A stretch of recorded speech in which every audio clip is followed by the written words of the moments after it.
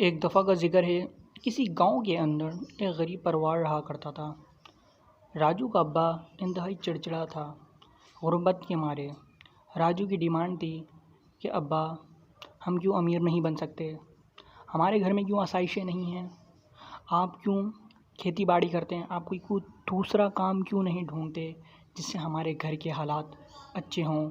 اس کے ابا سمجھاتے ہیں، بیٹا میں پڑھا لکھا نہیں ہوں، اس وجہ سے ہمارے گھر کے حالات ٹھیک نہیں ہیں اور ہم ترقی نہیں کر سکتے، لیکن میں کوشش کروں گا، میں تمہیں ساری آسائشیں دوں گا۔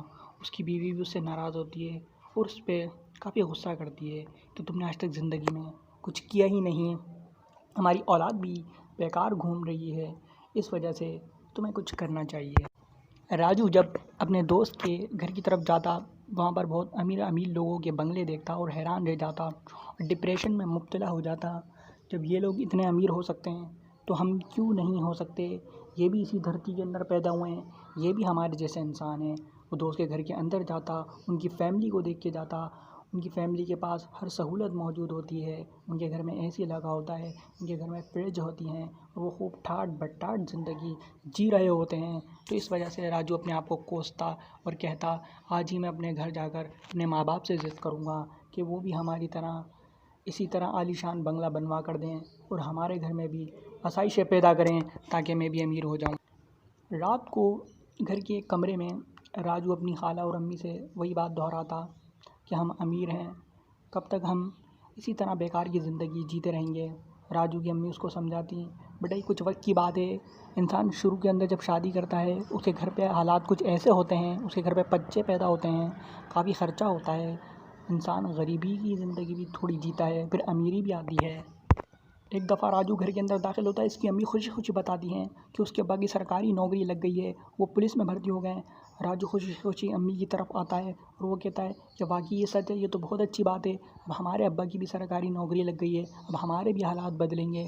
تو اس وجہ سے وہ امی سے کہتا ہے کہ ابا کدھر ہیں؟ تو ان کی امی کہتی ہیں، ابو بیٹا وہ اپائنٹمنٹ لیٹر لینے گئے ہیں، وہ بہت جلد آتے ہوں گے اور ہمارے درمیان ہوں گے اور وہ مٹھائی بھی لے کر آئیں گے۔ ساتھ ہی ساتھ راجو کے ابا گھر میں داخل ہوتے ہیں اور وہ بتاتے ہیں کہ میری نوکری لگ گئی ہے، اب ہمارے حالات بدلنے والے ہیں، اب ہمارے گھر میں بھی ہر چیز ہوگی تو دوسرے ہی گھر میں ہوتی ہے۔ اس وجہ سے راجو اپنے ابو سے کہتا ہے، ابا کہ واقعی آپ کی سرکاری نوکری لگی ہے، کیا یہ سچ ہے؟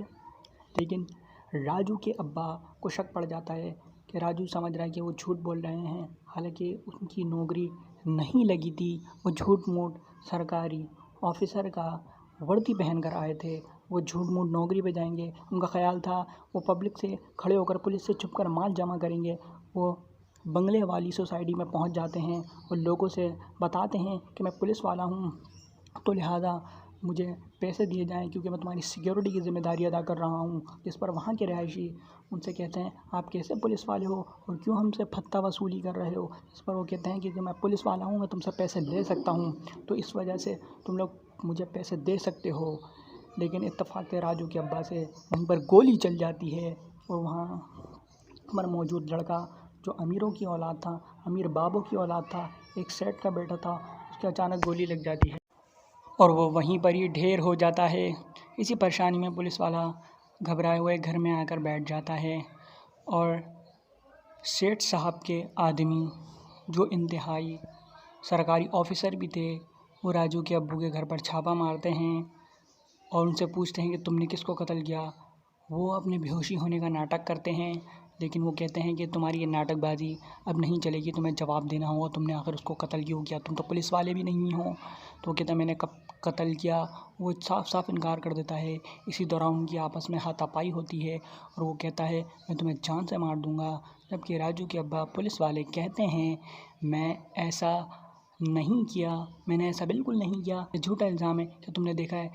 انہوں نے ہاں دیکھا ہے، سی سی ٹی وی کیمروں کی مدد سے میں نے تمہیں دیکھا ہے۔ وہ اس کو مار پیٹ کے چلے جاتا ہے۔